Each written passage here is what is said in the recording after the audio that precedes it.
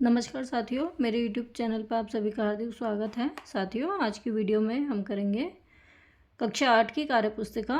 इसका पाठ 8 है धानों का गीत।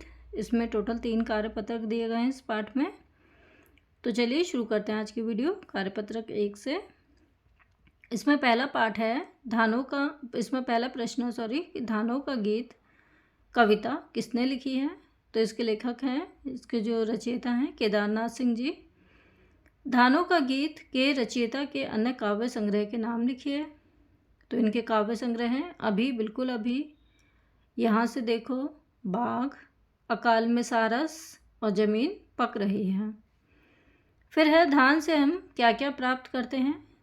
तो धान में पोटेशियम, मैग्नीशियम और फॉलिक एसिड जैसे पोषक तत्व पाए जाते हैं जो ब्लड प्रेशर और दिल की बीमारी के लिए फ़ायदेमंद हैं।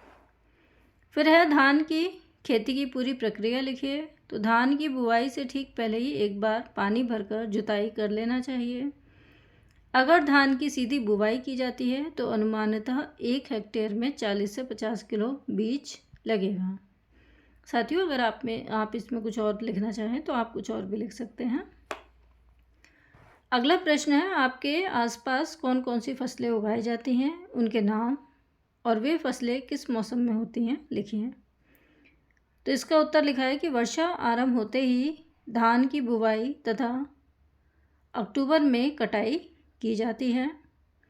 गेहूं की बुवाई अक्टूबर के दूसरे सप्ताह से नवंबर की शुरुआत तक तथा कटाई मध्य मार्च से आधे अप्रैल तक की जाती है। यहाँ पर हमारा ये कार्यपत्रक समाप्त हो गया। अब इसका देखते हैं दूसरा कार्यपत्रक। इसमें दी गई कविता पढ़ते हुए उससे संबंधित प्रश्नों के उत्तर दीजिए।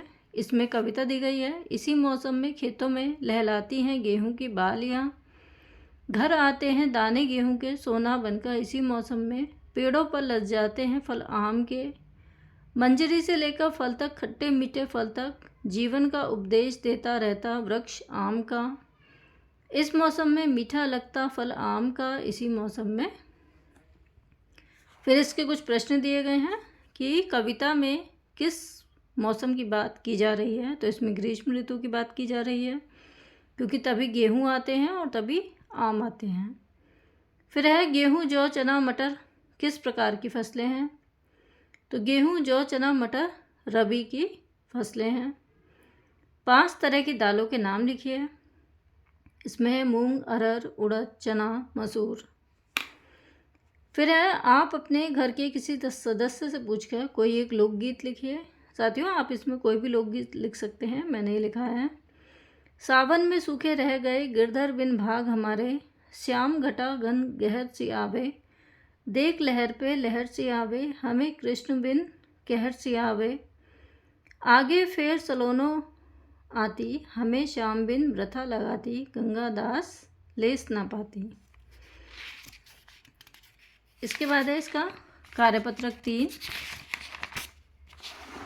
इसमें दी गई वर्ग तालिका से दाएं से बाएं और ऊपर से नीचे छांटकर फूलों के नाम लिखिए। इसमें एक वो दिया गया है गमला जिसमें फूल बना हुआ है।